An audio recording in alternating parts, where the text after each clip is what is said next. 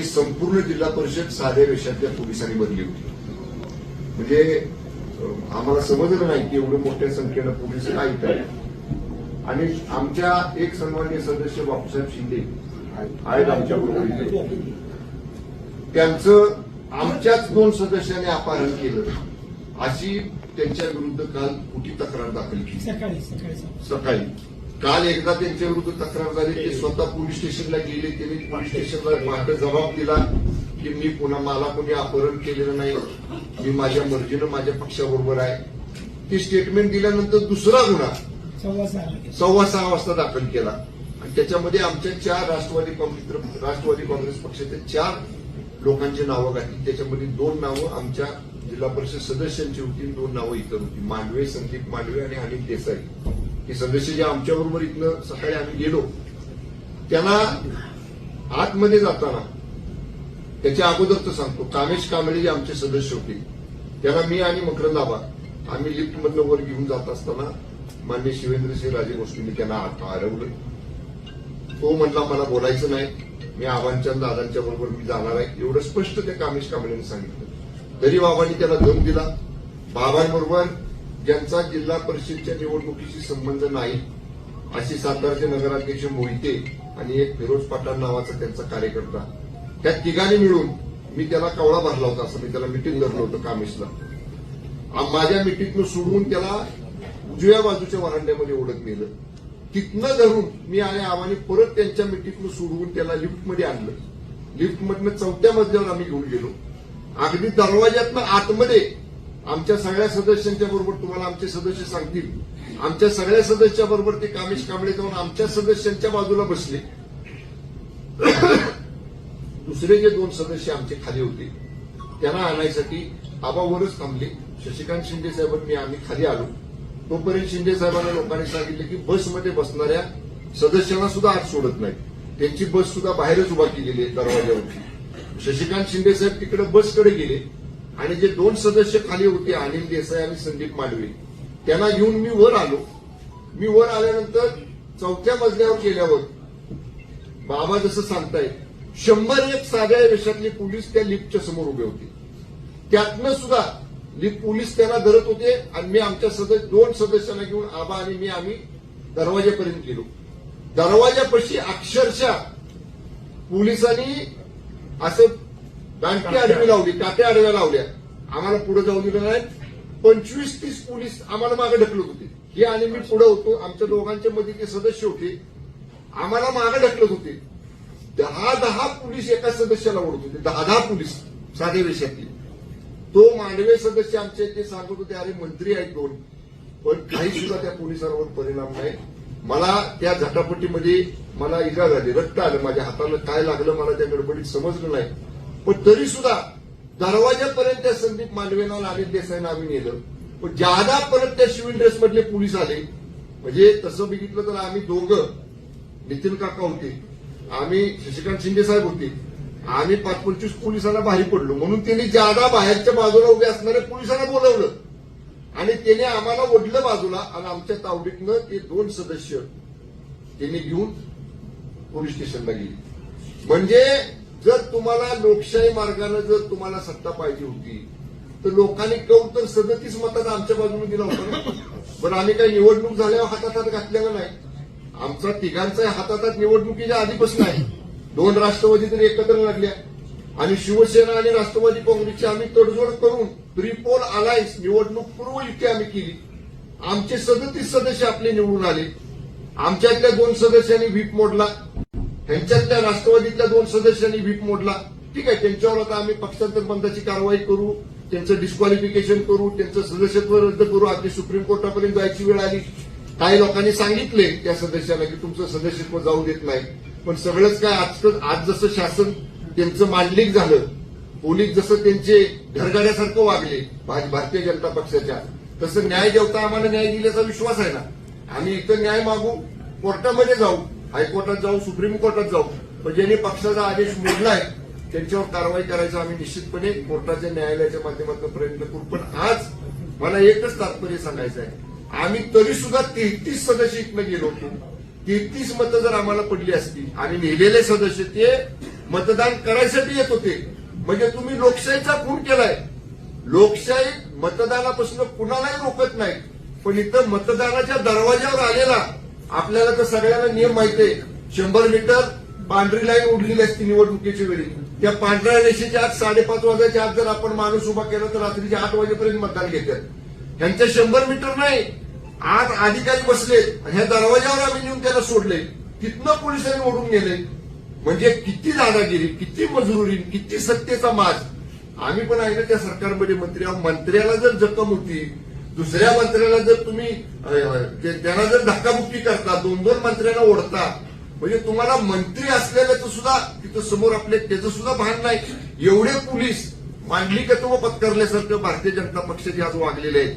आम्ही आमच्या युतीच्या वतीनं या पोलिसांचा आणि जिल्हा प्रशासनाचा जाहीरपणानं धिक्कार करतो, निषेध करतो आणि समारोप करताना मी एवढं सांगेन, या प्रकरणाची सुरुवात आज भारतीय जनता पक्षाने केलेली आहे, पण याचा शेवट राष्ट्रवादी काँग्रेस आणि शिवसेनेची युती.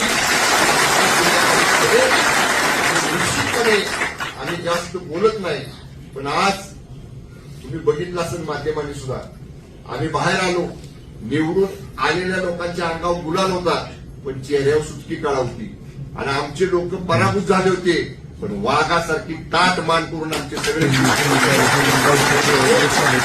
घोषणा देत होते शिवसेनेच्या आणि राष्ट्रवादी काँग्रेस पक्षाच्या विजयाच्या. हा मर्द शिवसैनिक आहे, हा मर्द राष्ट्रवादी काँग्रेसचा सैनिक आहे. त्यामुळे ठीक आहे, त्यांच्या हातात सत्ता, आमच्याही हातात 2.5 वर्ष शिंदेसाहेब मुख्यमंत्री होते ना, पण असं कधी असलं गलिच्छ राजकारण त्यांच्या नेतृत्वाखाली आम्ही पण मंत्री होतो. मी पण पालकमंत्री मागच्या वेळी आता आहे. अनेक निवडणुका झाल्या, मग का बरं आता बोलायचं नाही मला. हे विरोधात उभे होते आणि भाजपचा उमेदवार 2024च्या निवडणुकीला उभा होता. माझ्या मागल्या आबाच्या माझ्या कशा नीत्या केल्या, नाहीतर काय निकाल लागला असता 2024च्या विधान लोकसभेचा ते कळलं असतं ना. ते विसरला तुम्ही. ज्या किती मताने निवडून आली भाजपची सीट लोकसभेला, 34,000. मकरंद आव्हाड्याला आम्ही रात्री 10 नुसते फोन केले, 10 फोन केले असते, चित्र वेगळं दिसलं असतं. पण आम्ही आमच्या नेत्यांचा, आम्ही महायुतीचा धर्म पाळला. पण त्याची अशी जर परतफेड भारतीय जनता पक्षाकडनं होणार असेल तर हे पूर्णपणे चुकीचं आहे. मगाशी सांगितलंय, मी उद्या दिवस मतदारसंघात आहे. रविवारी मुंबईला गेल्यावर माझ्या पक्षाचे मुख्य नेते, राज्याचे उपमुख्यमंत्री आदरणीय एकनाथजी शिंदे साहेबांच्या कानावर सगळा इतके वृत्तांत घालेल. आवा सुद्धा मान्य सुनेत्रा वहिनी साहेबांच्या कानावर हा इतके वृत्तांत घालतील. शशिकांत शिंदे साहेब पवार साहेबांच्या सुप्रियाताईंच्या कानावरती हा इतके वृत्तांत घालतील. आणि निश्चितपणे जिल्ह्यात काय भूमिका घ्यायची हे आम्ही सगळे एकत्र बसून ठरवू. पण एक वाक्यात मी सांगेन, भारतीय जनता पक्षाने नीचपणाचा आणि सत्तेची मस्ती कशी असती त्याचा कळस करून आज दाखवलेला आहे. हे लोकशाहीचा गळा घोटणारं कृत्य आहे. सातारा जिल्ह्यातली स्वाभिमानी जनता भारतीय जनता पक्षाच्या या कृत्याचं उत्तर लोकशाही मार्गानेच त्याला दिल्याशिवाय राहणार नाही. प्रश्न नंतर विचारा, आधी यांचं उद्या मग आम्हाला प्रश्न. आता आम्हा बोलतील.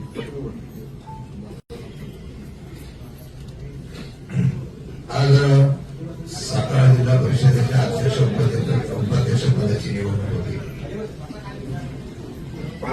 पालकमंत्री शंभूराजे देसाई, विक्रम पाटील, नितीन काका आणि आम्ही जरा शांत सगळ्यांनी येऊन ही निवडणूक लढवत असताना जनतेने यशवंतराव चव्हाणांच्या आणि असलेल्या भूमिकेला पाठिंबा देऊन या सातारा जिल्ह्याने इतिहास घडवला.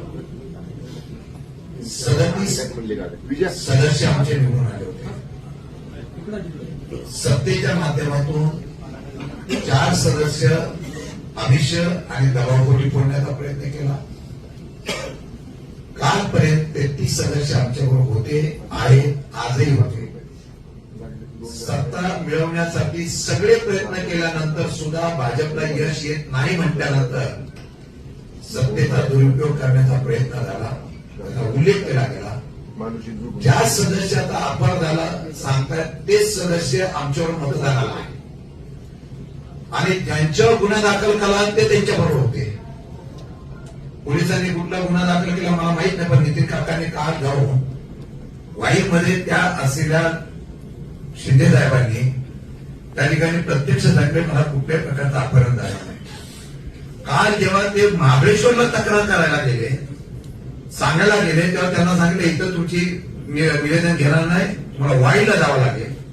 आणि आज या सभागृहामधून ज्या वेळेला 2 सदस्यांना घेऊन जातात ते महाबळेश्वरला नेतात. कारण महाबळेश्वरून परत यायला त्यांना भेटू नये अशा प्रकारचं पोलीस यंत्रणेने जे काम केलेलं आहे. ही निवडणूक भारतीय जनता पार्टी लोकशाही जिंकलेली नाही. ही निवडणूक प्रशासनाचा, बळाचा आणि पोलीस यंत्रणेचा वापर करून केलेली आहे. कुठल्या नियमामध्ये बसतो?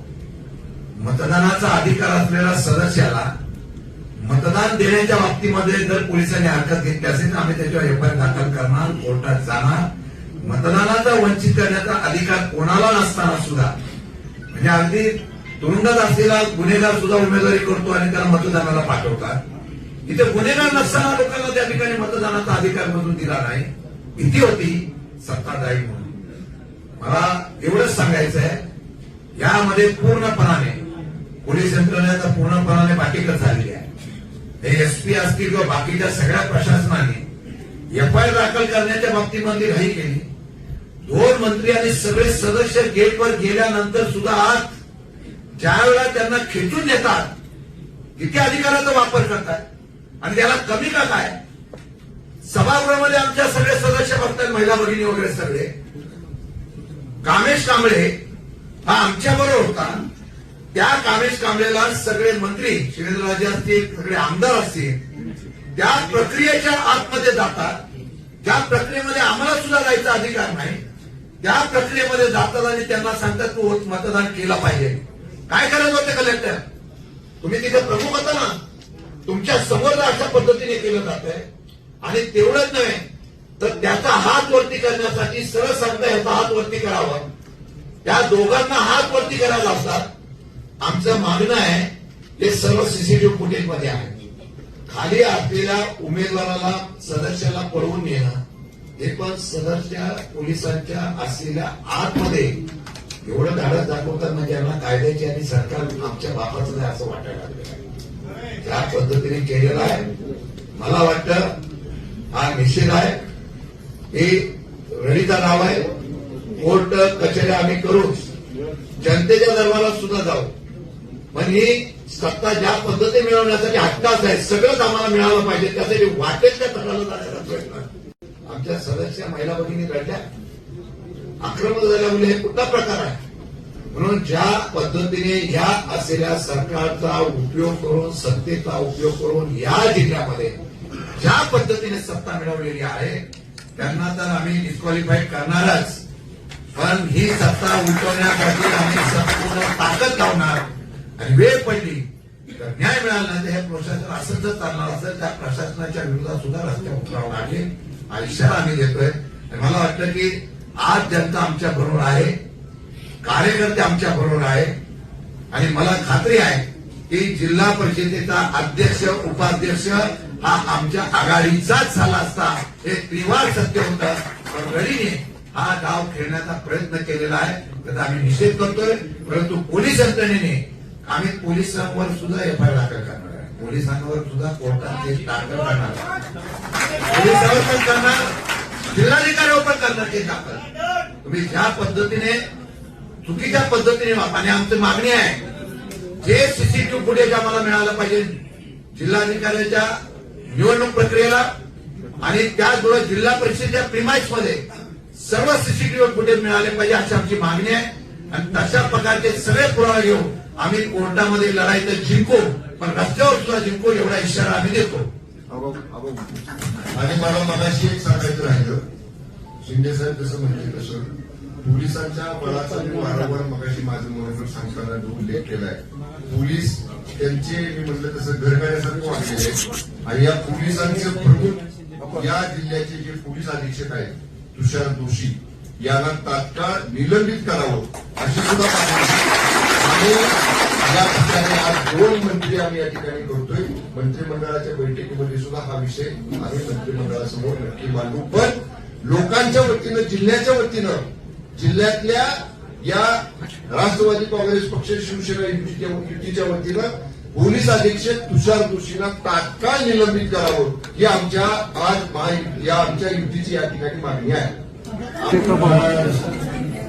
जरा ऐका. सातारा जिल्हा परिषदेच्या अध्यक्षपदाची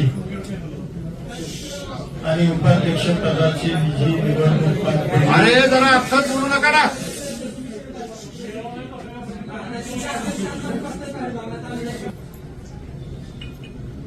या पुरोगामी सातारा जिल्ह्याला किंबहुना जो जिल्हा कैलासवासी चव्हाण साहेबांचा जिल्हा म्हणून ओळखला जातो, या जिल्ह्याच्या दृष्टीनं एक अतिशय काळाकुट्ट दिवस आहे असं म्हणलं तर काही वावगं होणार नाही. खरं तर या जिल्ह्यानं राज्याला नेतृत्व दिलं, देशाला नेतृत्व दिलं आणि दुर्दैवानं आज या जिल्ह्यामध्ये अशा पद्धतीनं आसुरी सत्ता मिळवण्याचा जो प्रयत्न झाला, हा जिल्ह्याच्या राजकीय जो इतिहास आहे, या इतिहासाच्या दृष्टीनं अतिशय घृणास्पद प्रकारे असं म्हणलं तर काही वावगं होणार नाही. खरं तर या जिल्ह्यामध्ये अनेक राजकीय संघर्ष झाले, अनेक पक्ष पूर्वी होते, आज जसे तसे पूर्वी होते. अनेक दिग्गज मंडळी या जिल्ह्यामध्ये त्यांनी नेतृत्व केलं, या जिल्ह्याला विकासात्मक दिशा देण्याचं काम केलं. त्याच सातारा जिल्ह्यामध्ये दुर्दैवानं जे याच्यापूर्वी कधीही घडलं नाही, कधीही नाही, म्हणजे तुम्हालाही पत्रकारांना कल्पना आहे की अशी घटना याच्यापूर्वी या जिल्ह्यामध्ये कदापिही घडली नाही. ती घटना आज सातारा जिल्ह्यामध्ये भारतीय जनता पार्टीनं जे राजकारण आज या ठिकाणी केलं, त्यामुळे या जिल्ह्याची मान शर्मेनं खाली गेली असं म्हणलं तर वावगं होतं. खरं तर आमची मेजॉरिटी होती. लोकशाहीमध्ये मेजॉरिटीला महत्व असतं आणि दुर्दैवानं आज मेजॉरिटीचा विचार न होता पोलीस बळाचा, प्रशासनाचा प्रचंड वापर करून, म्हणजे मगाशी म्हणल्याप्रमाणे आम्ही राज्याचे दोघं मंत्री आहोत, खासदार आहेत, आमदार आहेत, आम्ही एवढी मंडळी जबाबदार तिथं असताना सुद्धा प्रशासनानं आमच्या सारख्यांवर दांडगावा करावा, याच्यासारखं दुर्दैव असूच शकत नाही. यासाठी काय केलं पाहिजे आपण? यासाठी म्हणजे आजची ही घटना माझ्या माहितीप्रमाणे किंवा मला जे वाटतं, या जिल्ह्यातल्या सर्वसामान्य माणसाला ही घटना बिलकुल आवडणार नाही. या जिल्ह्यातला प्रत्येक माणूस आजच्या या निवडीचा निषेध करेल अशा पद्धतीचं कार्य आज या मंडळींनी त्या ठिकाणी केलं. म्हणजे मेजॉरिटी आमची असताना खोटे नाटे गुन्हे दाखल केले. बर मला सांगा, ज्या व्यक्ती अबस्कॉन्डिंग आहे म्हणले, ती व्यक्ती पोलीस स्टेशनला जाऊन सांगते, समक्ष इन कॅमेरा स्वतःच्या लेखी हातानं निवेदन लिहिते, देते. ही घटना आहे पहाटे 5:30 आणि पुन्हा 6:15 त्याच पद्धतीचा दुसरा गुन्हा हा दाखल केला जातो आणि तो अपहरण करून खून करणे अशा पद्धतीचा गुन्हा हा दाखल केला गेला. आणि जे आमचे सदस्य होते त्या सदस्यांना मतदानापासून जाणीवपूर्वक प्रशासनाला आणि पोलिसी बळाचा वापर करून आमच्या लोकांना मतदान करू दिलं नाही. हा लोकशाहीचा घडा घोटण्याचा प्रकार ते आज या जिल्ह्यामध्ये घडलं आणि मला खात्री आहे हा जिल्हा, या जिल्ह्यानं देशाला स्वातंत्र्य मिळण्याकरता योगदान दिले. म्हणजे स्वातंत्र्यपूर्व काळामध्ये सुद्धा या जिल्ह्यातल्या अनेकांनी बलिदान दिलं आणि या राज्याचं सुद्धा नवमहाराष्ट्र निर्माण करण्याकरता सुद्धा या जिल्ह्यातल्या नेत्यांनी फार मोठं योगदान दिले. आणि अशा जिल्ह्यामध्ये हा प्रकार घडला.